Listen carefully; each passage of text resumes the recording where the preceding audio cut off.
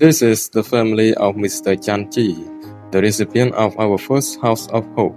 living 35 kilometers from Siem Reap in a remote village. They wake up every day in a home they can no longer repair, but behind this wall, a much deeper struggle remains unseen. នេះវាជួងរងទេមើលទៅខ្យល់វានៅទៅខ្លាំងដល់ណាភ្លៀងឬមកក៏ខ្យល់មកខ្លាំងខ្យល់គួចអីចឹងទៅសង្កសីល្បើក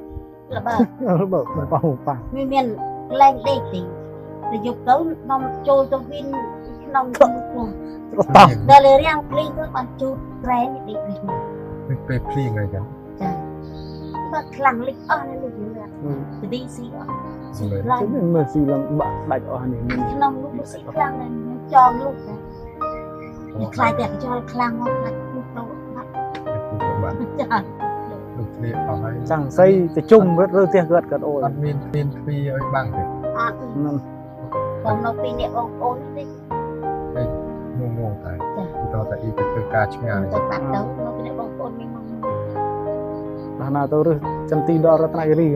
ផ្ញើតាមជុំគាត់អត់អូយដល់មានបញ្ហាអីទេមានកូនថ្ងៃគេទៅមានចាប់មកសាប្រុសបងវាទៅរៀនអង់គ្លេសបាត់ឡាអង់គ្លេសយើងពីពើពី CC ចានៅម្នាក់ឯងដេកលើត្រៃ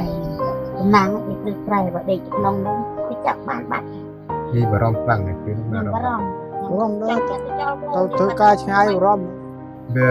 មកចាប់ដំបងរតនារត់ជុកទៀងទេដំបងទៅក្រៅយើងរត់ទៅក្រៅមកលេងជិះទឹកហើយវាទៅតាមទៅវាឆ្លោះអាលបងវារត់ទៅនោះរត់ទៅរត់ផ្ទះលោកជួយផ្ទះនោះអត់មានមនុស្សទៀតទៅពុនគុំអាស័យខាងនោះគុំអាស័យមកភាសាតាដាច់សញ្ញាផងហើយណាមួយទៀតវាអត់មានលបងអត់មានលបងទៅអូយអត់មានទ្វារអញ្ចឹងទៅយើងអត់ដឹងថាទាំងផ្នែកណានឹងបាត់នេះមានតែរត់ចុះផ្ទះទៅហើយរត់ចោលចុះនេះមានអារម្មណ៍បែបម៉េចបើសិនជាខាងអង្គការគេចរាចគឺផ្ទះនឹងក៏សាងសង់ដំបូងជូនអូយអរស្បែកចិត្តឲ្យពូវិជ្រូទេវាត្រាត្រីទៅឆ្ងាយទៅរត់មានទីមានអីខាងអង្គការផ្ដល់ជូនផ្ទះប្រព័ន្ធណាមួយគង់ចម្រោះដងបន្ថែមទៀតបានដងគ្រឿនអត់បូមទឹកបន្លាយ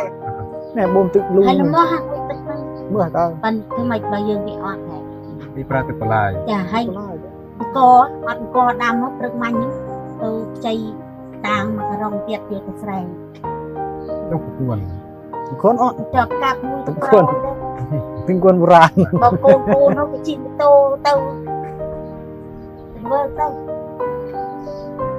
មានអីអរគុណទៅកាន់ចាស់ជំនួយពីសិទ្ធសំពីនេះគឺបាទខ្ញុំអរគុណចាស់ជំនួយច្រើនដែលបានមានចិត្តធ្វើសប្បុរសធ្វើផ្ទះអូយខ្ញុំได้អត់នេះ